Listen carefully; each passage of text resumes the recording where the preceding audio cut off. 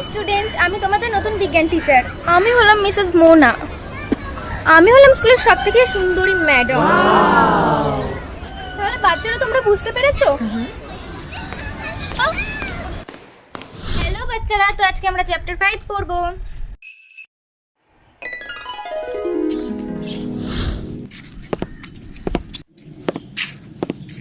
Kindergarten কথাটির অর্থ কি বলো তো বাচ্চারা, কে পারবে? তাহলে কেউ পারবে না? বাচ্চারা, আজকে আমার শরীরটা একটু ভালো না, তা তোমরা বেশি হইচই করো না, বুঝতেই তো পারছো। হ্যাঁ,